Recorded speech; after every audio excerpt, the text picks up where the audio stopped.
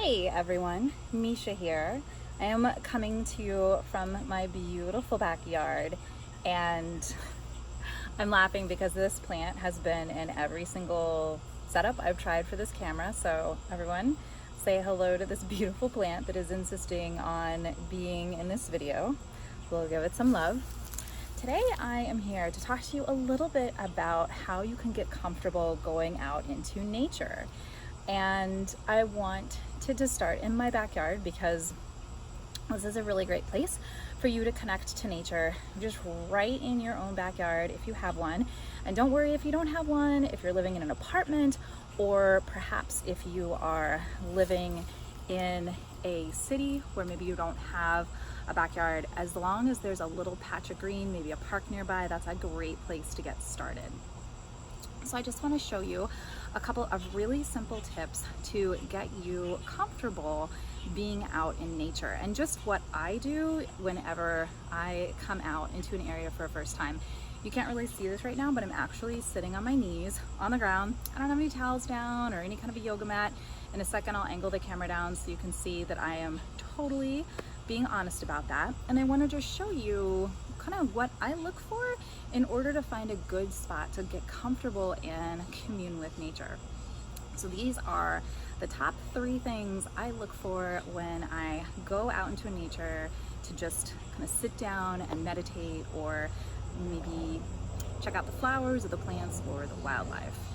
So the first thing I look for is a good, clear, open spot. Now, it can have grass, it can have dirt, it doesn't really matter.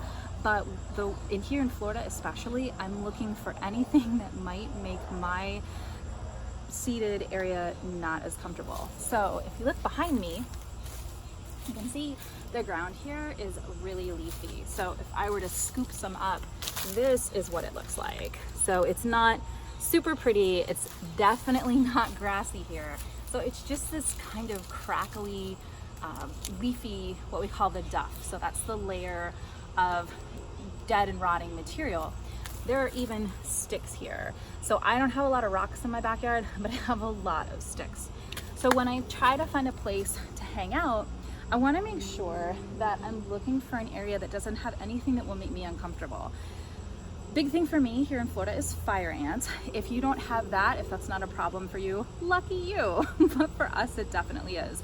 So when I try to find a place, the first thing I scan for, here's my plant friend, the first thing I scan for is any kind of ant mound or anything that looks like an insect activity, because the insects aren't there to hurt you. They're not gonna come after you and try to harm you, but if you sit down in the middle of their house, they will react in a way to protect their home. So we want to look for things like that. I also like to make sure, especially if I'm going to be meditating and sitting in a place for a longer period of time, I want to make sure there's no sticks. So like this is a pretty pokey stick. I don't know if you can see that, but it's got all sorts of little knobs and stuff on it. So when I look down on the ground, I'll want to clear that area and make sure that anything that's like this, if there are large rocks, anything that might be a little bit pokey is not there. So insects, sticks, rocks, any kind of natural material that is organic and not necessarily living but could distract you. And then the other thing I like to look for, I like to look up at the sky and take a look and see what my cover is like. If I'm going to be standing or sitting in a place for an extended period of time, say 15 minutes to a half an hour, I always try to pick a place that's in the shade.